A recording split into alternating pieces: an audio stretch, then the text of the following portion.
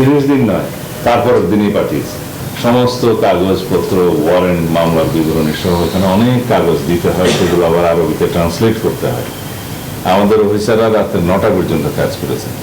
এটাই হচ্ছে স্বরাষ্ট্র মন্ত্রণালয়ের বর্তমান গতি। সাবেক আইজিপি বেনজির আহমেদকে দেশে ফিরিয়ে আনতে সব কাগজপত্র দুবাই পুলিশের কাছে পাঠানো হয়েছে। দুবাইয়ের সাথে থাকা চুক্তির আওতায় দ্রুতই তাকে ফেরত আনা যাবে বলে জানিয়েছেন স্বরাষ্ট্রমন্ত্রী সালাহ উদ্দিন আহমদ। সচিবালয়ে 15 পুলিশ সদস্যকে পুরস্কার প্রদান শেষে একথা জানান তিনি। আওয়ামী লীগের প্রতিষ্ঠা বার্ষিকী ঘিরে অরাজকতা ঠেকাতে পুলিশকে সতর্ক থাকার নির্দেশনা দেওয়ার কথাও জানান স্বরাষ্ট্রমন্ত্রী। দুর্নীতি ও পাসপোর্ট জালিয়াতির মামলায় দুবাইয়ে গ্রেফতার বেনজির আহমেদের বিরুদ্ধে বাংলাদেশে 6টি মামলা রয়েছে।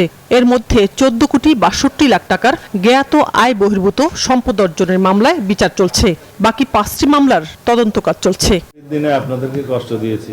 সচিবালয়ে স্বরাষ্ট্রমন্ত্রী জানান, বেনজিরকে ফেরাতে আরব আমিরাত সরকারের কাছে প্রয়োজনীয় কাগজপত্র পাঠানোর সময়সীমা ছিল 30 দিন। তবে দুবাইয়ের আবেদন পাওয়ার পরের দিনই 144 পৃষ্ঠার তথ্য পাঠানো হয়েছে পররাষ্ট্র মন্ত্রণালয়ের মাধ্যমে।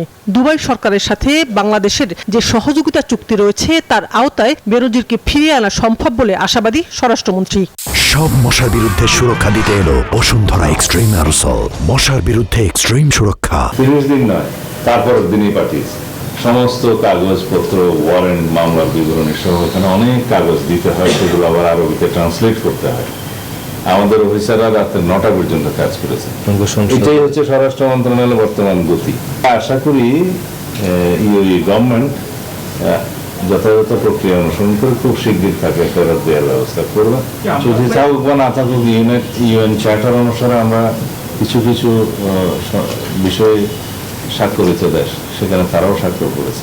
আগামী 23 জুন প্রতিষ্ঠা বার্ষিকী ঘিরে কার্যক্রম নিষিদ্ধ আওয়ামী লীগ অরাজকতা করতে পারে এমন শঙ্কায় পুলিশকে সতর্ক থাকার নির্দেশনা দেওয়ার কথা জানান স্বরাষ্ট্রমন্ত্রী। আমরা তো পলিটিক্যালি বলে দিই, it is no political party, এটা একটা মাফিয়া পার্টি। তো তারা বাংলাদেশে শৃঙ্খলা অস্থিরতা সৃষ্টি করতে চাইবে, তো পুলিশ বাহিনী তার দায়িত্ব পালন করবে, সেজন্য অ্যালার্ট করা হয়েছে।